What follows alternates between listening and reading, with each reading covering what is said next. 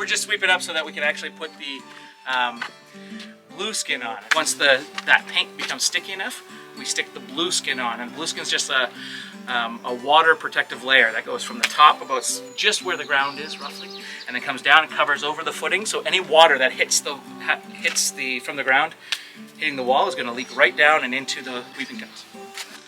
There's Larissa putting icing on this big blue cake. Tell us, Larissa, what's it like, this process? Well, it's the largest cake I've ever seen. And the bluest cake, too. Yeah, I think we're keeping all the moisture out. Look at this beautiful coffee job. Can you tell us about the dimple board, the cute smiley board? Yeah, it's a sealant for your foundation. Typically used on concrete forms and stuff like that. This is extra protection for the Blueskin because this is a harder plastic and will keep the debris, like the backfill, away while also allowing water to drain in the rivulets that you see. So, amazing. Yeah. These cute dimples. Right? It is kind of adorable. Almost as adorable as I am, but not quite. I'd say yes, you are way Thank you, sister. Paul Bruno joined us on Monday. Hi Paul, where are you from? I am from Coquitlam, British Columbia. Awesome. West Coast. Wow, you're kind of a ways away. I'm biased. I was working with Net this past year. I was in the office. Sales sister John Paul Marie came to the office one day and was talking about it at lunch, and I'm like, that sounds kind of fun. I've done stuff like this before and it was lots of fun. I'd love to do it again. So I called to inquire and here I am. We are digging a trench right now for the weeping tile to go through, and we're supposed to go under the stairs.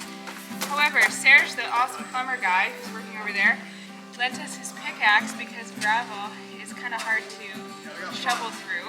So I've been having a lot of fun. Me and Larissa have been working away, and I'll tend to loosen the rocks, and then she'll dig them out, and then I try to dig them out with her, and then I go back to pickaxing. So we want to bring the water a little lower than the footing so it doesn't climb up, and have our weeping tile about an inch lower, because I guess there's this thing where water likes to climb up concrete and we want to nab it in the bud before it starts doing that. So that's what we're doing with the trenches. Awesome. So yeah, we're going to be filling this with crushed rock. Stay tuned. Now it's time for the weeping tile. It kind of looks like they're wrestling a sea monster, but they're actually untangling the drainage system that will drain water away from the convent. Tile, because the old days, it was tiles. It was clay tiles, 16 inches long. We still call it weeping tile, but it's not called, it's a weeper drainage system. But us old guys still call it weeping tile. Don't cry for me, weeping tile. Here we have our crew hard at work putting crushed stone around the building so that water can drain into the weeping tile. The steel beams have finally arrived.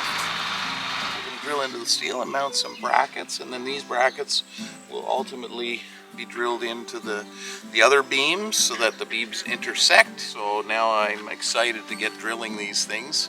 And then we're just going to wait on the crane. We're trying to get a hold of a crane operator who can come and put these into place. They're a little too heavy to carry on our own, although, sister, I know you're very strong, but we'd need about 20 of you, maybe about 50. Beam installation day was a particularly thrilling day on the worksite. Installing 5,000-pound beams is not exactly an easy feat. For all you Star Trek fans, I wish we could have just said, "Beam me up, Scotty." At one point, there was a little bit of excitement when one of the beams went a little bit too close to the edge of the building, and he had to take it out and put it back in. Apparently the stabilizers were right to the limit, and needless to say, some of the sisters were praying. But the crane operator and the crew did an excellent job, and in usual fashion, the Lord provided and all things worked together for good. Next we had to have the beams welded. The welder came and started, but a rainstorm rolled in, and he had to come back another day, where he stayed from 7 o'clock in the morning till 7 o'clock at night.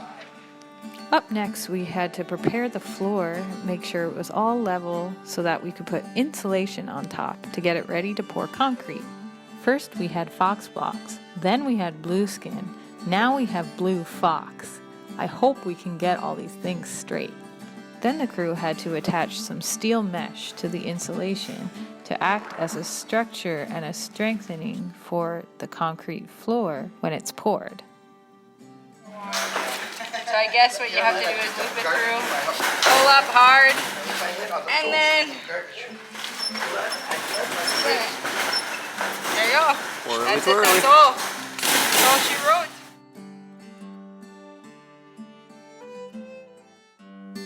Next time on Sister Build, let's take this building project to the next level.